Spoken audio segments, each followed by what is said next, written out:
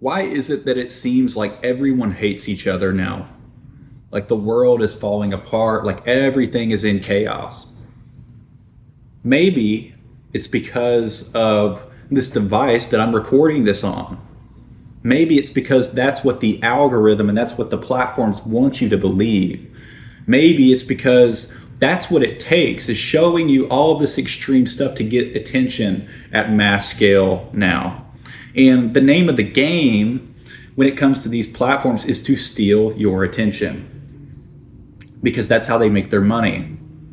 See, right now, for example, I'm seeing all this stuff online about this unfortunate event with a boy at a track meet where these two sides are going at each other, and it feels like the world is getting more and more divided when you see that. You see this one side, for example, who is posting pictures of themselves where they Photoshop themselves peeing on the dude's grave, for crying out loud.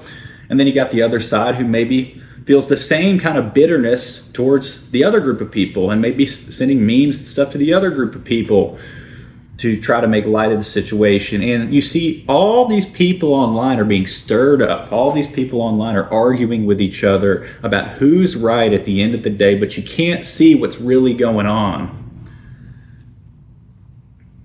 Maybe the goal is to stir you up. Maybe the goal is to shake the jar. If you have a bunch of ants, for example, in a jar, and you shake the jar and they keep fighting with each other, but they can't recognize the real enemy as the one shaking it to begin with. Why is it that the platforms are like this? Why is it that all you see online is these extreme examples of people doing this outrageous stuff that gets an emotional response out of you, that makes you mad, and that makes you want to argue with somebody in the comments, and you don't know why you feel so mad all the time, why it feels like the world is getting so crazy? It's because that's what it takes now to steal your attention, because it's getting more and more competitive with social media, with the advertisers, with the economy the way it is. And so the platforms want to be able to make as much money as possible for their shareholders and executives who are running these companies.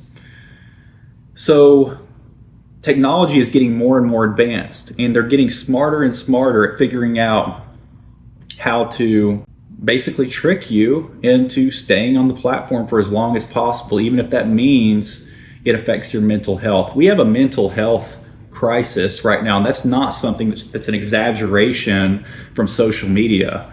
Right now is Men's Mental Health Month, and men are unaliving themselves at a record rate, and we can't figure out why. Maybe for a second it has something to do with what's going on in our society.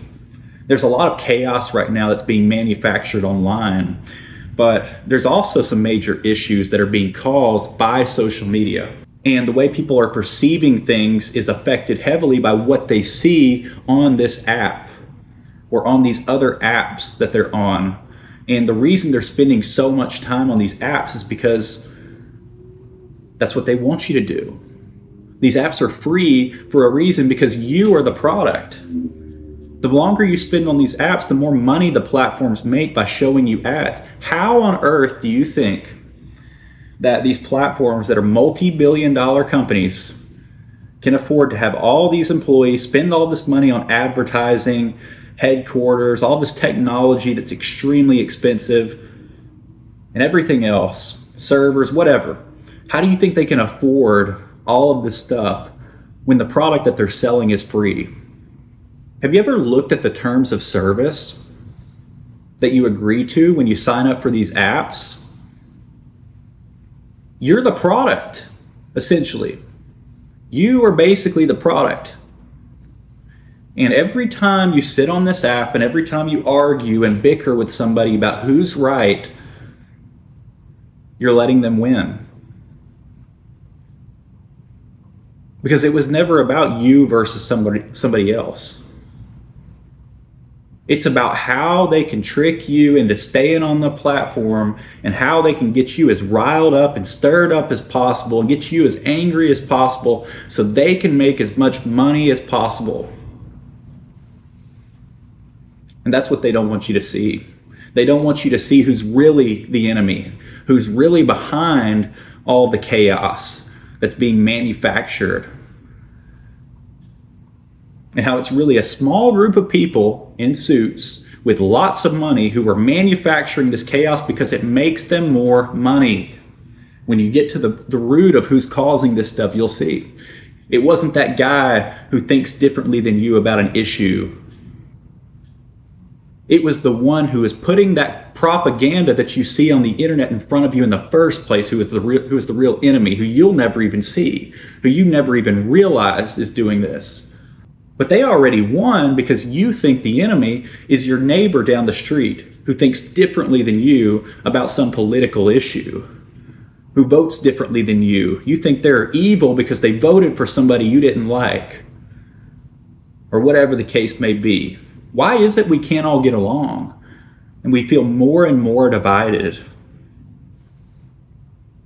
It comes back to these apps. It comes back to the social media and how they are trying to program us to be a certain way. They want you to hate other people because the more you feed into this hate and the more you do this, the more money they make. They want your attention. They want you sitting on this app for hours arguing with people, angry, pissed off. Because when you're sitting on this app arguing, they're making money off of you. When you're sharing something online that pisses you off, they're making money off of that. Do you not understand what it's really about? So I challenge you, when you see something and you get this emotional reaction out of something you see online, and it makes you bitter, it makes you angry, and it makes you want to go share it online and argue with everybody in the comments and sit there for hours and hours getting all pissed off. Remember that most people do not even believe what it is that is triggering you, most likely, first off. Second off, you don't even know if that's a real person. That could be a bot account saying stuff just to try to trigger people, to try to get engagement, to try to get attention. There's this obsession with getting attention, especially by these wealthy, rich people who have lots of power, unfortunately. There's this obsession with manufacturing attention and propaganda, and they weaponize this against people for their own benefit.